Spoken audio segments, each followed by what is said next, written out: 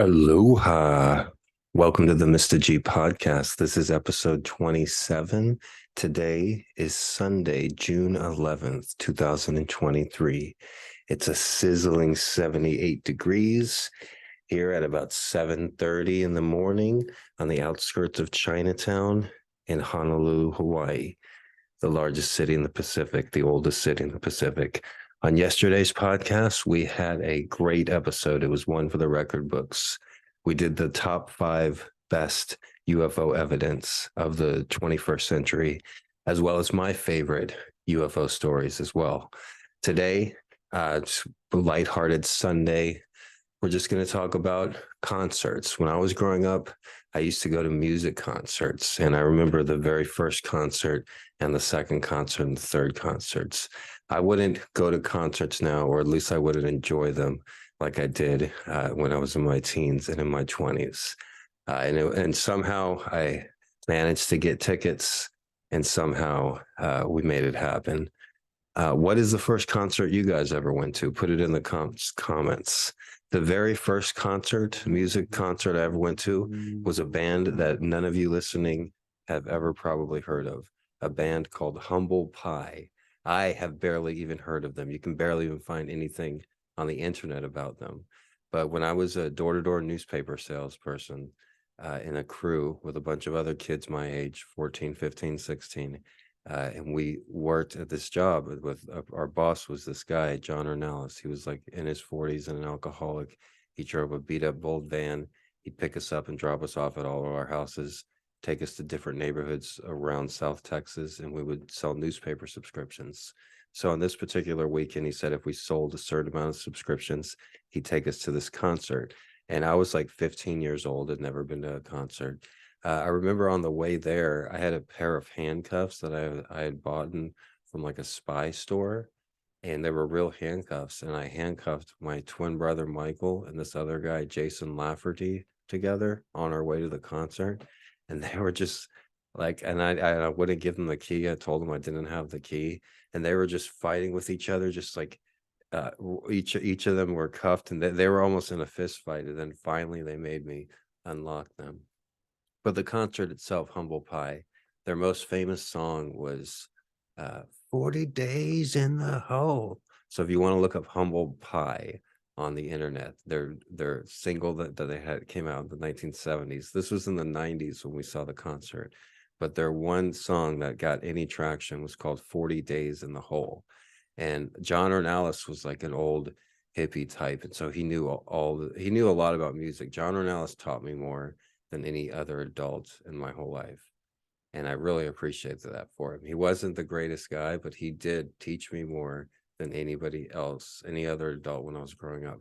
Part of the reason was because I was the number one salesperson in this newspaper job, and it was a commission-based job. So I made him more money than any other young person as well. But John Ornelas knew Humble Pie, and he knew all the words, and I really enjoyed the concert a lot. Even though I wasn't familiar with the band, I got up really close and I could feel the music and the bass, and it was a really interesting experience. There were attractive women there, and I remember meeting some of them and talking to some of them, and even getting a little play and stuff. But it was just a really great social experience, and I enjoyed it more than anybody else. But when I was growing up, I was embarrassed to admit that. What was the first, when somebody asked you the question, what's the first concert you ever went to? Oh, Humble Pie. Humble what? Like it's a band nobody ever heard of. Because the second concert I went to was just blow the tops on that.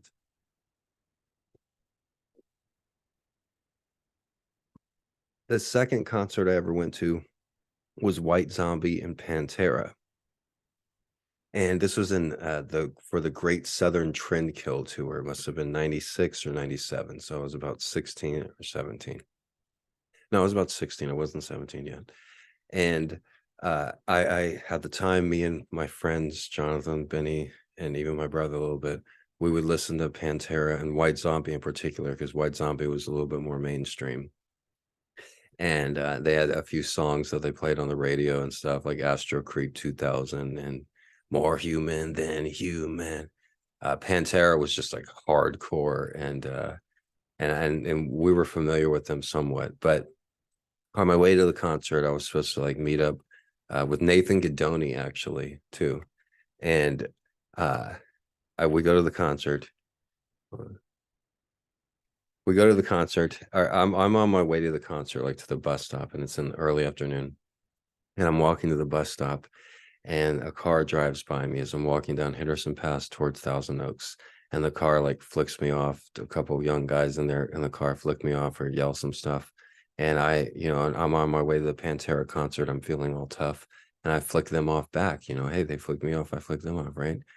And then a guy gets out of the car, and I remember him having like some sort of object or something, but he gets out of the car, then he goes directly at me, and I don't throw any punches or anything. Next thing I know, he just like fucking hits me in the head with something, and I'm on the ground, and they get in the car and drive off, and my head is busted open and pouring out blood. So I walk to the Stop and Go, later Diamond Shamrock at Thousand Oaks in Henderson Pass, and I go in there and I sit on the little chairs they have in there, and they call the police, and the police come, and I tell them what happened. The cop doesn't believe me. He's like, "Oh, this doesn't sound right. Why would a car just come out and do that to you?" I was like, "That's what happened," and he didn't even believe me and was like giving me shit like cops used to always do in South Texas and San Antonio in the 90s. And then he tells me that I need to go to the hospital, and I'm either going to go in an ambulance or have somebody come and take me there. And my mom actually lives across town, and she didn't have custody of us growing up.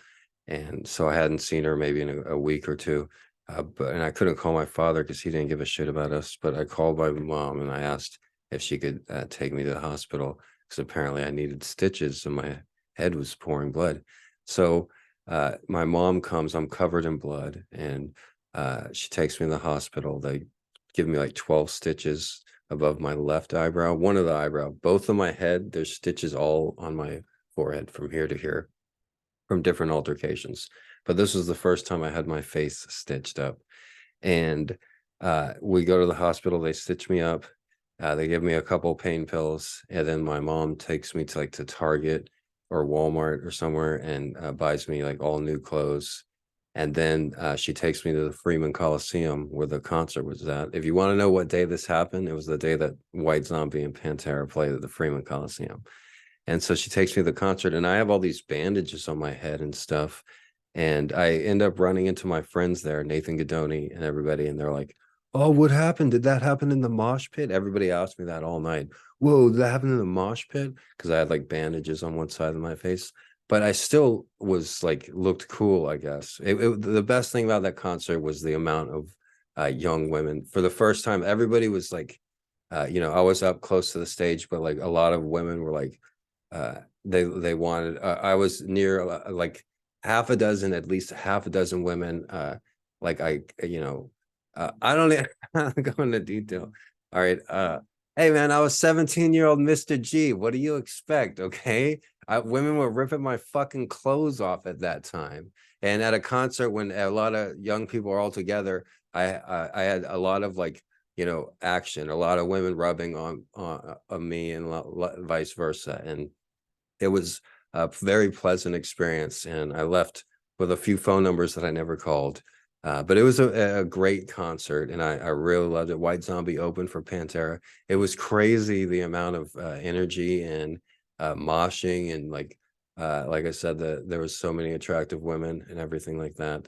And it was a really great experience. And I ended up getting home safely, and it was an awesome. I pretend that's the very first concert I went to, but obviously Humble Pie came before that. I got to take some Humble Pie here and mention Humble Pie was the first concert. The third concert was probably the last one I mentioned here, was an awesome one as well. That was Rage Against the Machine and Sunken Gardens, I think in 1996.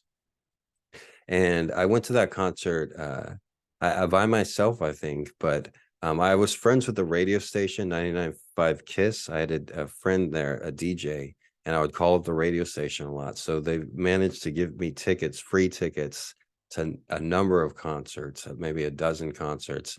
And they would also play my voice on the air in different conversations and stories and jokes I would do. which is funny because I'm later on doing this podcasting, and I also, did some work for National Public Radio, NPR, as well. But it goes all the way back to when I was a teenager, calling up the radio station and talking to the DJ Josh. And Josh would put me on the air. He'd let me request whatever song I want, and he'd hook me up with concert tickets a lot of times too. Tickets to the Sunken Gardens concerts they had there, tickets to concerts they had at White Rabbit.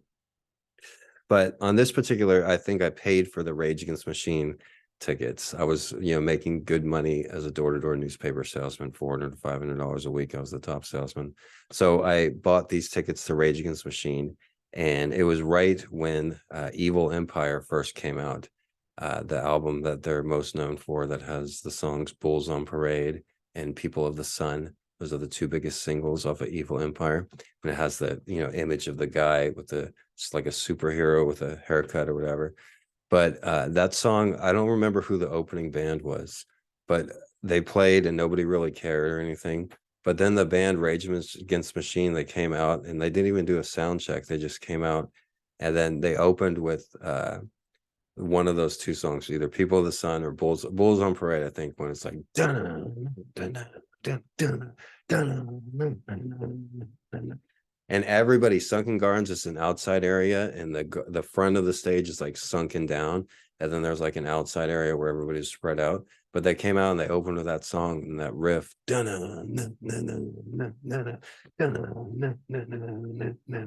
and everybody came running like bulls on parade. And they were just like running to the stage, and I was already up at the stage, and it was the craziest concert because they were just playing those awesome songs.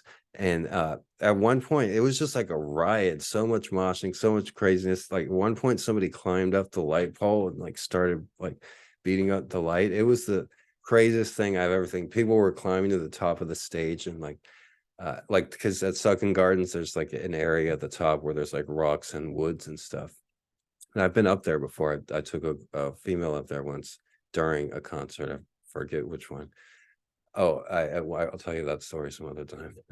But on this concert, I was in front of the stage, Rage Against the Machine, and I left and I bought 2 shirts before I left, and I wore those shirts forever. One of those shirts had like a black rim around the collar, like the baseball style, and it actually fit me. It wasn't like baggy, because people in the 90s sometimes would, maybe even me, would wear like baggy clothes for some reason. But this was a tight fitting shirt. And that's what back then I was like, oh, it's too tight, but really like looked good. And I wore that shirt so much. It was my favorite shirt, Rage Against the Machine. But I saw a lot of concerts at Sunken Gardens in San Antonio. I'll wrap it up with a few big concerts I went to. Once my brother bought tickets to Metallica at Retama Park. So me, my brother, and John Lewis went to see Metallica, and they played like a 3-hour set, and they didn't have any opening act. It was just Metallica. There wasn't any sponsors or anything like that. It was just Metallica, and there was a lot of crazy moshing and stuff going on there. But I remember I was like right in front of the stage, and during the song One, like when I was like singing the lyrics, and when it gets to the lyric one, I went like this. I was like blah blah blah blah one. And then the lead singer, James Hetfield, was making direct eye contact with me. He's like, one, like at the same exact time. And it was like a moment, The next concert I'll mention is Tom Petty in Dallas.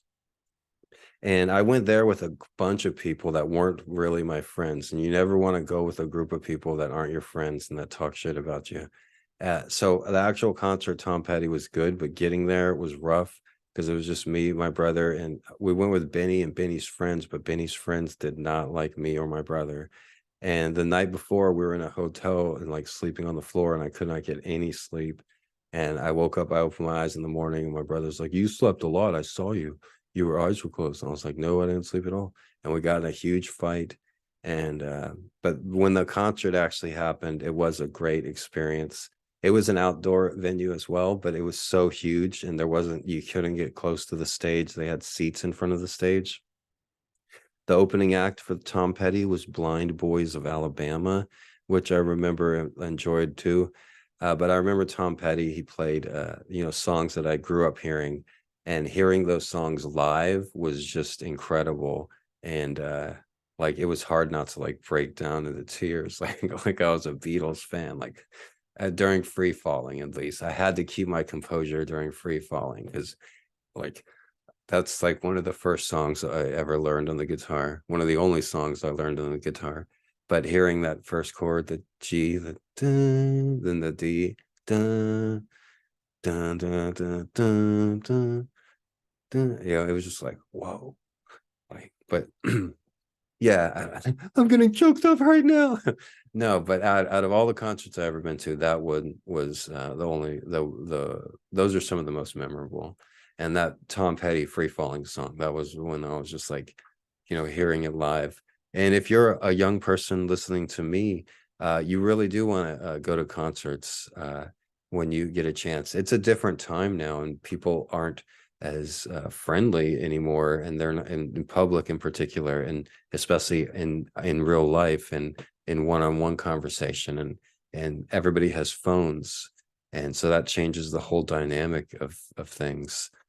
So it is a whole different ball game now, but actually hearing the music live, you can't get better than that. Like actually feeling the vibrations of the music and leaving the concert like barely being able to hear. It's a great thing. Losing your hearing is awesome, kids. Come on. But no, but concerts like that, I'll always hold a piece of my heart. Like I said, I'll even remember the very first one, Humble Pie. And I'm not out here buying Humble Pie records. I've haven't listened to them in 10 or 20 years, but I really enjoyed that, hearing them live and hearing a live concert and a live guitar and a live drums. The very first time I ever heard a guitar was in 6th grade, when Waylon Diggs brought his guitar and amp to Bradley Middle School. And he sat out the front of Bradley Middle School, because I guess the kids would hang out there before school started for the first 10 or 15 minutes. And he played Stairway to Heaven. And I had never like really heard that song and never really thought about the guitar or anything. But hearing him play that live in front of me with an amp, the opening, the Stairway of Heaven, do do do do do do. No, I was just like, wow, and got chills. Like, whoa, like that's incredible. Like, and I didn't hear live music again until working for the newspaper when I was 14. And I remember the first time I had sold a lot of newspaper subscriptions one day. And so our boss, John and Alice, dropped off all the sales kids. And he's like, you're going to go to the bar with me. We're going to have some drinks. I'm like, okay. Just don't tell anyone. I'll say you're my son. And so we went to a bar, and there was a band, and they were playing they were playing a Bob Dylan cover, Knocking on Heaven's Door. And I was 14 and had a few drinks. And so I was like, I remember I was like getting into it. Looking back, I was probably acting like an idiot, like just enjoying the music, and they played that song, Knocking on Heaven's Door, and everybody clapped. And then I turned to John Ornelas and I was like, wow, that was a great Guns N' Roses cover. And then he gave me a look like I was the stupidest person in the world. He's like, Guns N' Roses, dude? That's fucking Bob Dylan. What are you talking about, Guns N' Roses? That's one of the most famous songs ever written by Bob Dylan. And then I'm like, oh, I'm not too familiar with. You don't know Dylan? What, are you living under a rock? Like he's telling me I'm like 14, 15 years old, but later Bob Dylan would become my favorite musician, John Ornelas, if you're watching down from us. But I'll remember that. And I remember that was one of the very first times I heard live music, live guitar, live drums. And that was at a little dive bar at Thousand Oaks in Henderson Pass, right where I got the 12 stitches after getting hit with my first concert. But also right next to the dive bar in a little shopping center was the Rio's Golden Cut, where my mom used to take me and my brother for haircuts, because our father didn't have custody, and our father had custody. Our mom didn't have custody, but our father, being the cheap sociopath he is, never got his haircuts. And so our hair would just grow. The teachers would complain to the school. And eventually our mom would, come from across town and take us there to get a haircut. There was also a Dairy Queen there. and she'd take us for blizzards at the Dairy Queen. I go into more detail about this particular shopping center in my first book, Gonzo Education, if you're interested about hearing more. All right, today's Sunday. It was a great little podcast here today. Like I said, this isn't a yesterday was all about aliens. You really want to check out yesterday's podcast. This isn't an alien podcast. This isn't a basketball podcast. The Denver Nuggets might win the NBA championship tonight in Game 5 of the 2023 NBA Finals. Hopefully Miami wins and pushes it to Game 6 and then to Game 7. I'm cheering for the Heat. But when the series started, I did say Denver in 5, and today's Game 5. So it looks like a betting with your head and not your heart. Once again, it's always the best way to go if you want to make money. It's funner to bet with your heart, but it's more profitable to bet with your head. And I'm a big Jimmy Butler and Bam Adebayo and Duncan Robinson and Tyler Hero fan. So I'm going for the Heat, but bet with your head. I noticed Denver is only favored by 8.5 or 9 points tonight. The previous games, 1 and Game 2 at home, they were favored by 11 points. So Vegas is telling you that more people are betting on the Heat. So they're saying the Heat do have a better chance than they did in the first 2 games, and they won Game 2. So don't count the Heat out. Jimmy Butler said it. They have they don't give a fuck factor, and tonight's they should not give a fuck. They should go out and just start swinging. Go out swinging. They're gonna if they're gonna win tonight, they're gonna make 25 3-pointers. That's the only way they're gonna win. They're just gonna shoot lights out 3-pointers, and Denver's gonna get a little choked up with the championship right there on the horizon, and push to Game 6. I'll probably watch a little bit of the game, and yeah. If you haven't followed me on my other channel, lots going on with the cat feeding. Had a great cat feeding today. I got some great video, and I went and checked on my mama cat and her little kittens. They're doing great as well. So I really enjoy and love doing that. It's kind of like I have 2 jobs. I got the cat feeding operation, and then I have my podcasting operation, and I'm really good at both of them. So share this podcast. The Mr. G podcast is available wherever you listen to podcasts. You can listen at work, at home, when you're working out, when you're cleaning your house. Spotify podcast, Apple Podcasts is the best place. Also iHeartRadio podcasts, and Amazon podcasts. Everywhere you get podcasts. Full episodes of the Mr. G podcast are uploaded to Twitter and YouTube in their entirety as well. Thank you all for a great day today. And I hope everybody's happy. For me and my street kitties, I bid you farewell. I tell you, love you thy neighbor, and enjoy every moment of this miracle that we call life. We're all on this rock in the corner of the Milky Way, of the boondocks of the Milky Way, flinging around a sun going 1,000,000 miles per hour. Out there in the universe, there's galaxies colliding with each other. There's supernovas. There's stars a billion times bigger than our sun, and we're just a speck of dust. So let's enjoy being on this speck, this miracle that we're even existing on this speck. And don't try to make it harder for your neighbor. Don't try to make it harder for anybody. And if it's hard on you, just try to enjoy every moment, because many people would wish that they would have that moment to enjoy. I love you. Aloha.